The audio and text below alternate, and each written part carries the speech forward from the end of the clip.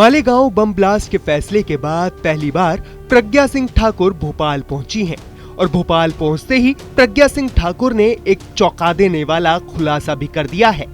उन्होंने एटीएस पर गंभीर आरोप लगाते हुए कहा कि एटीएस ने उन्हें इसलिए टॉर्चर किया था क्योंकि वो चाहते थे कि प्रज्ञा सिंह ठाकुर अपने बयान में पीएम मोदी, यूपी के सीएम योगी आदित्यनाथ और आरएसएस प्रमुख मोहन भागवत जैसे बड़े बड़े नेताओं के नाम ले। लेकिन जब प्रज्ञा सिंह ठाकुर नहीं मानी तो उन्हें टॉर्चर भी किया गया। मुझसे मैंने पहले भी अपने इंटरव्यू में कहा है,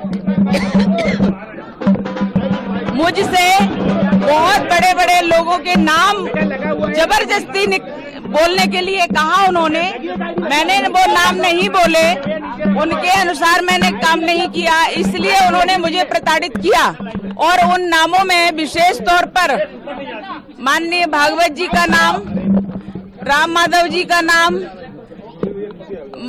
हमारे माननीय मोदी जी का नाम, योगी जी का नाम, माननीय इंद्रेश जी का नाम और तमाम वो नेता जो बड़े बड़े नेता हैं उन लोगों के नाम लेने के लिए कहा कि उन्होंने कहा और हमने ऐसा किया, ये बोलो। मैंने उनकी बात को नहीं सुना और नहीं माना, इसलिए उन्होंने मुझे प्रताड़ित किया। साध्वी प्रज्ञा के इस बयान ने सियासत में हलचल मचा दी है। साथ ही एटीएस की कार्य प्रणाली पर कई गंभीर सवाल भी खड़े कर दिए हैं और एक ऐसी साजिश की ओर भी इशारा करती है जिसकी चपेट में अब हिंदू और हिंदुत्व को टारगेट किया जा रहा है, क्योंकि मालेगांव बम ब्लास्ट की सुनवाई के दौरान कई सारे नेताओं ने हिंदू आतंकवाद जैसे शब्दों का जन्म दिया था। ऐसे में लोगों के बयानबाजी पर प्रज्ञा सिंह ठाकुर ने कटाक्ष किया है। निकृष्ट बहुत ही अदम व्यक्ति है परमवीर सिंह, क्योंकि उसने हर सीमा पार किए, हर कानून को तोड़ा है और कानून से बाहर जाकर के उसने मुझे प्रताड़नाएं दी हैं। अकेले परमवीर सिंह ने नहीं, पूरे एटीएस के अधिकारियों ने प्रताड़ित किया है, पुरुषों ने प्रताड़ित किया है, हर कानून को तोड़ा है। उन्होंने मुझे गैर कानूनी 13 दिन तक रखा और 11 दिन की कस्टडी। इस प्रकार से मैं 24 दिनों तक पुलिस कस्टडी में रही और प्रताड़नाएं झेलती रही एटीएस की। जब आपको अरेस्ट किया था उस समय हिंदू और शाजापुर के कुछ बढ़ा गया। हमेशा से मुस्लिमों के लिए उन्होंने तुष्टीकरण की नीति अपनाई है। कांग्रेसियों ने अपने शासन में उन्होंने भरपूर उपयोग किया और हिंदुओं को प्रताड़ित किया। हिंदुओं को किसी भी प्रकार से जो प्रताड़ित कर सकते थे, जेल में डाल सकते थे, उनको मार सकते थे, उनके ऊपर झूठे केस लगा सकते थे, वो सब कुछ किया। और देश के तो छोड़ो, भगवा को आतंकवाद कह दिया, हिंदुत्व को आतंकवाद कह दिया। ऐसी निकृष्टता, इतने निम्न स्तर की सोच कांग्रेस रखती है और कांग्रेस ने ये कुचक्र रचा और ये देशद्रोहिता में आता है।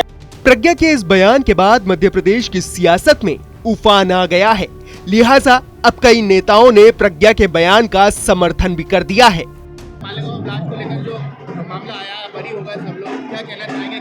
भाई ये तो कांग्रेस के गाल पे तमाचा है, सोनिया जी के गाल पे तमाचा है, चिदम्बरम के गाल पे तमाचा है। इन्होंने हिंदू आतंकवाद बोलकर निरपराध लोगों को सालों जेल में रखा, प्रताड़ना दी, पर उसके बाद भी वो टूटे नहीं। और उनको कहा गया कि तुम संघ के लोगों के नाम लो, उन्होंने कोई नाम नहीं लिया। बहुत पिटाई गई, महिला साध्वी की पिटाई की, उनकी कमर में आज भी तकलीफ है। ऐसी क्रूरता वाला काम कांग्रेस ने किया है। निश्चित रूप से जितनी इनकी निंदा की जाए कम है। कांग्रेस जो एक फर्जी वातावरण पूरे देश में बनाना चाह रही थी भगवा आतंकवाद का, वो निराधार साबित हो गया और सभी कार्यकर्ता बाइज्जत बरी हुए। ये बहुत ही सबको बधाई है और सत्य की जीत है। संविधान के प्रति जो असीम आस्था रखते हैं, संविधान उनकी रक्षा करता है। बता दें, मालेगांव बम ब्लास्ट में मुंबई की एनआईए कोर्ट ने साध्वी प्रज्ञा समेत 7 लोगों को बरी कर दिया है। ऐसे में बरी होने के बाद पहली बार प्रज्ञा सिंह ठाकुर भोपाल पहुंची थीं। घर पहुंचने पर प्रज्ञा सिंह ठाकुर को सनातन संस्कृति से स्वागत भी किया गया।